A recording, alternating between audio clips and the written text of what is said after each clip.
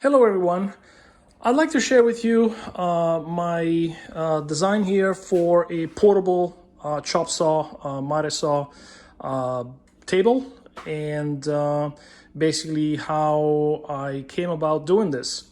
So a bunch of years ago, I actually designed this and implemented here in my basement shop that actually houses the chop saw as well as a drill press. I've had this for, I don't know, nearly 15 years. It worked out great. Nothing fancy in terms of fence, no guide. I never really used that. Everything is lined up here. And then again, the drill press is also sitting on this bench, a little bit recessed, no need to have it flush. And again, that worked out great, as well as a vacuum system attached to these tools. But lately I came to need something that's a little more portable that I can use in the backyard. I have a shed project I want to get to, and I didn't want to go all the way back in here to make my cuts. So I picked up this saw used on Marketplace, actually great condition, and I decided to basically make a base that I could wheel to where I needed to in the backyard, and use it and put it back away. So obviously it needed to have wheels, and it needed to be sturdy enough, so and cheap. I was going to initially buy something in the order of $100, $130 on Amazon, but they seemed flimsy, and of course they are, done. You get it shipped and put it together and it's done and over with. So this took about 2 weekends to put together, but this one is also much better, and actually turns out to be well under $100.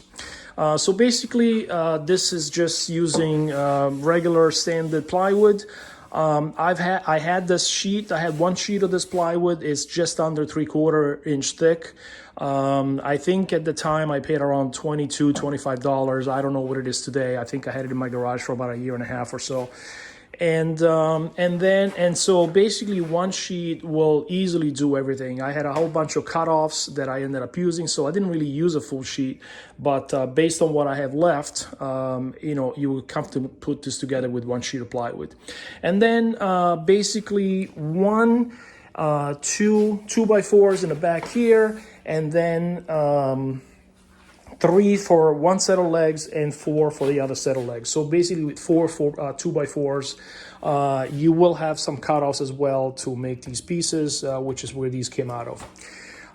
So basically the concept here is pretty simple, nothing fancy. I needed to have a nice sturdy base, and obviously a fence lined up with the saw. This saw happens to have this flip down fence, so this it's not secured yet, but that does have the option to flip out, and so that the saw can tilt on both sides. So that works as well. The idea also was to make it so that I could have an extension come out of here for longer support. I didn't do that yet. I do have a roller, a stand-up roller, standalone roller that can sit on the ground. So I'll do that if I need to, but most likely I won't have to bother with that. But that was the reason for making this nice and sturdy, and having this pocket here so that I could, basically build a smaller version of this box right here that slides out and provides that extra support. As far as the legs are tilted at 10 degrees out this way and back. So basically, I put together a whole bunch of pieces of plywood, again, roughly measured. As you can see here, nothing is perfect, and the purpose here wasn't to make it pretty, it was just to make it functional. There is, because this is at 10 degrees, right, I then need to have this piece to be straight so that I could fasten the wheels to, and so this piece right here has a wedge cut at 10 degrees that makes this piece back nice and straight. And also what I realized once I put this together is that there was a little bit of flex on this end of the plywood here because it wasn't secure to this piece. So putting this topper here connected this guy, which is connected to this piece right here, to this horizontal piece, and then of course to the leg itself, to where the wheels are. Everything is screwed and glued together, so there is glue in between these pieces right here, so everything is really, really solid and nice and stiff.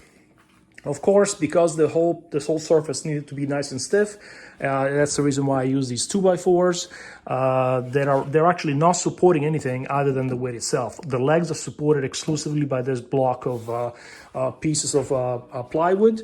These are a little bit simpler because they don't need the obviously the vertical piece where the wheels are connected to. These bolts, I probably should cut them off. I bought the carriage bolts a little bit too long. Essentially, I started with the base. The base is it's 6 feet by 18 inches. And then I made the top portion here smaller, basically as big as the fence. It didn't need to go all the way back here to say plywood. Maybe here I can put a storage box, or maybe just build kind of a box on top of here so that I can throw things in it, or something like that. Perhaps with a lid so that when I flipped this upside down, things don't fall off. I planned originally on putting some kind of a latch or a hook over here, maybe a little eye hook right here, and then a latch that comes over here and latches in so the legs doesn't fold in. But what I found is that, first of all, I tightened these bolts down a little bit so that there is a little bit of friction, and of course that will wear off over time as I fold them back and forth, but I can keep bolting them down.